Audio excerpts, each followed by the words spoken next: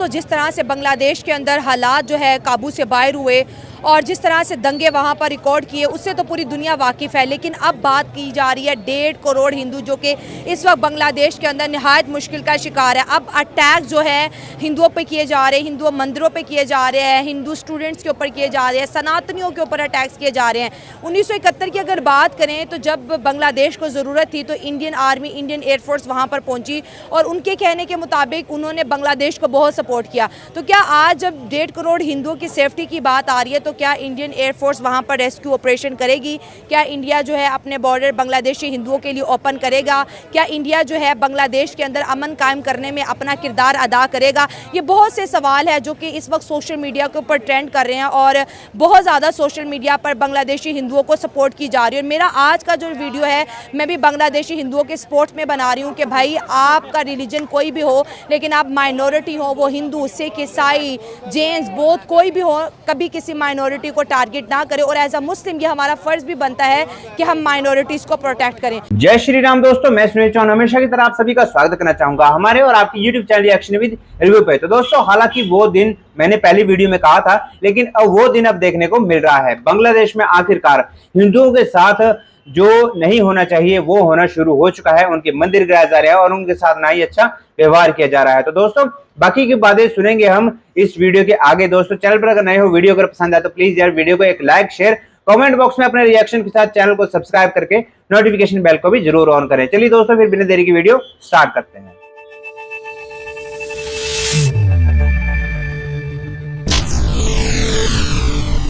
कि आप किसी ऐसे लोगों को जिनको अक़लियतों के बारे में इस्लाम के अंदर भी बड़ा वाज़ेह है कि आपने उनको एक प्रॉपर राइट्स देने हैं कि वो अपनी पूरी वर्शिप प्रैक्टिस कर सकें, अपनी इबादत, अपनी मसाजिद जो हम बींगा मुस्लिम प्रैक्टिस करते हैं मस्जिदों में, तो इसी तरह से उनके जो गुरुद्वारे होते हैं या उनके जो मंदिर होते हैं, उन मंदिरों के अंदर जाके अगर वो प्रैक्टिस करना चाहते हैं तो ये पाकिस्तानी होने के नाते या मुसलमान होने के नाते में उनको प्रोटेक्शन देना हमारी जिम्मेदारी के अंदर हिस्सा बनता है। लेकिन समझ रहे हो, हमें प्रोटेक्शन देनी चाहिए, ना कि अटैक्स। ठीक है, प्रोटेक्शन देनी चाहिए, वो भी उस हद तक कि जिस हद तक वो हमें डैमेज नहीं कर रहे हैं। लेकिन अगर आप इस बेस के ऊपर कि आप कहते हैं कि हम इस वक्त ओवरचार्ज हैं, हम हर एक पावर को ख़त्म कर सकते हैं, हम अपने वज़ीर-ए-आज़म से इस्तीफ़ा ले सकते हैं, हम फौजियों के सामने खड़े हो सकते हैं, तो इस सूरत में मेरे ख्याल से इसी आग के अंदर जलते हुए हमें उन लोगों को जिनकी अक़लियतों की जिम्मेदारी हमारे ऊपर डाली गई थी उनके ऊपर भी अपने हैंड्स नहीं डालने चाहिए। रुको जरा, पर जो मौलाना फैक्टर है उनका भी बहुत बड़ा हाथ होता है कि अगर वो लोगों को एक सॉफ्ट मैसेज दे तो हालात ज़्यादा इजीली कंट्रोल हो सकते हैं। इसमें मेरा पॉइंट ऑफ व्यू यही है कि अगर हम मौलाना या मुफ्ती से किसी से फतवा लेते हुए इन चीज़ों को प्रैक्टिस करना चाहेंगे तो मेरी सजेशन यही है कि पहले हमें फर्स्ट ऑफ ऑल अपने आप को एजुकेट करना चाहिए, हम खुद अंडरस्टैंड करें, स्टडी करें कि इस्लाम हमें क्या कहता है और उसमें माइनॉरिटी के राइट्स क्या हैं, और उसमें उसी हद तक हम अपने आप को लेके जाएँ जिस हद तक हमारा ये फरीज़ा बनता है। इंडिया की वैसे बेसिकली ये तो यूनाइटेड नेशन का वो बनता है कि वो उसको इंश्योर करे कि मतलब कोई भी मज़हब हो, कोई भी मतलब मज़हबी जगह हो, जो भी जितनी चीज़ें हैं वो उनके सिक्योरिटी वो इंश्योर करे। बाकी इंडिया उनका पड़ोसी मुल्क है, उन पर काफ़ी असर रहा है, काफ़ी अरसा शेख हसीना की उनकी हुकूमत देख लें, 20 साल इंडिया का बड़ा सुरसूख रहा है। तो डेफिनेटली इंडिया का वो बनता है कि वो अगर वो ना करे डिप्लोमेटिकली उनसे बात करे, अगर वो ना हो तो फिर वो इंटरफियर उनका बनता है कि वो उनके इंश्योर करें उनकी सिक्योरिटी को।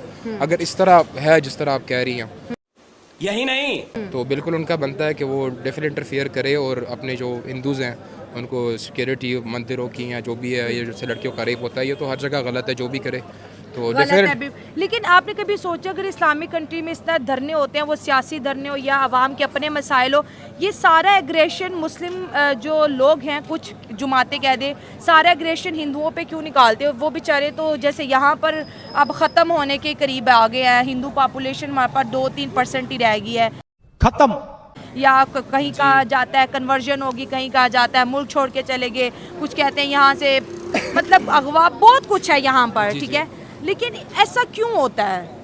देखें, जो ये स्ट्राइक्स होती हैं आवाम को पुल करने के लिए ना कुछ चीज़ें आपको चाहिए होती हैं।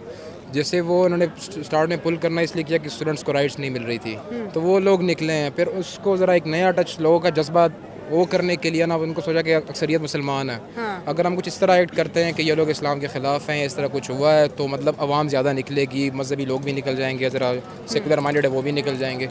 कैसे कैसे लोग रहते हैं यार यहाँ पर। तो ये सारे एक गेम होती है क्राउड को पुल करने के लिए, तो मुझे तो यही लग रहा है कि क्राउड को पुल करने का, उनका जज्बा रखने के लिए ये गेम को टारगेट कर इनको टारगेट करे, जो भी माइनॉरिटी वहाँ पे उसको टारगेट किया जा रहा है। 1971 में जब पाकिस्तान से अलग हुआ है हमारा बांग्लादेश, तो इसमें ज़्यादातर फॉल्ट मैं मेजर मानता हूँ कि पाकिस्तानियों का था, क्योंकि हमने मोस्ट ऑफ द टाइम्स जो हमारी एक्सपोर्ट्स थी जो 25% उसका सिर्फ बांग्लादेश में लगता था। शाबाश!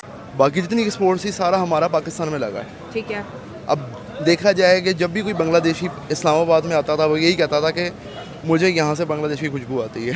हाँ। अब ये बड़ी कोई नॉर्मल सी, अब 71 में जब हमने मुजीबुर रहमान साहब ने इलेक्शन जीत लिए थे, तो किस बेस पर हमने असेंबलीज को तोड़ के और इलेक्शन को नलीफाई करके हम बंगालियों से नफरत करते थे ना कि बंगाली तो काली हट बंगाली, क्यों, किस बेस पे बंगाली हमारे साथ कैसे मैच हो, वो गोरो वाला पन था ना हमें। समझ रहे हो? वो तो रेसिज्म आ गया ना फिर हमारे यहाँ रेसिज्म, पे। यस। ठीक है, वो हम क्यों करते थे? ये तो हमारा फॉल्ट था ना, हालांकि मेजर एक्सपोर्ट हमारी बांग्लादेश से होती थी। ठीक है, अब बेसिकली अगर मैं ये कहना चाहूँ, मुझे कोई आर नहीं है इस चीज़ में कहने में कि पाकिस्तानी एक लगा लो कि हम लोग वो एज़ कम्पेयर टू अस वो हमसे बहुत बेहतर है, कि वो लोग एक राइट्स के बारे में जानते हैं हमसे ज़्यादा। हमारे कोई राइट्स के बारे में हमसे कोई इशू होता है तो हम लोग अपने राइट्स के बारे में नहीं बोलते, कंट्रोल। लेकिन वो लोग अपने राइट्स के बारे में जानते हैं, तो वो लोग अभी भी अपने राइट्स के बारे में बोल रहे हैं। वो उस टाइम भी बोले थे, वो अभी भी बोले हैं। हम लोग का मुझे समझ नहीं आती हम लोग कब बोलेंगे। हाँ, इन्फ्लुएंस था इंडियन आर्मी का, इंडियन आर्मी ने इन्फ्लुएंस किया, तो वो एक डिफरेंट इशू है कि इंडिया को तो मौका मिल गया था। ठीक है, बाद में उन्होंने एक्सेप्ट भी कर लिया नरेंद्र मोदी ने अपने इलेक्शन। लेकिन वजह हम बने ना, अगर हम अपने मामलात खुद ही सॉर्ट आउट कर लेते तो इंडियन आर्मी की इन्वॉल्वमेंट सॉर्ट आउट हो ही नहीं सकते थे ना। हाँ। बस हवा निकल गई। जब सॉर्ट आउट करने का मकसद क्या होता है कि भाई इलेक्शन कर लो, पब्लिक से जानो, उसके बाद जब आओ असेंबलियों में बात करो। ठीक है, हमने क्या किया, जब वो इलेक्शन जीत गए उन्होंने क्लीन स्वीप किया बांग्लादेश से। वो 162 सीटों के साथ आए थे। हमारी टोटल ओवरऑल पाकिस्तान से 147 सीट्स थी बाकी पीपल्स पार्टी की। हमने क्यों नहीं उनको दिया? क्या वजह थी? यही वजह थी क्योंकि उनको पता था कि मेजर पावर है। और सबसे पहली गलती जो हमसे हुई उस टाइम पे कि हम उन लोगों ने, कुछ बड़े लोगों ने हमारे बांग्लादेश के इंटेलेक्चुअल्स को उठाना शुरू कर दिया था। इंटेलेक्चुअल्स बेसिकली जो कि एक मोटिव क्रिएट करते हैं एक आम आवाम का।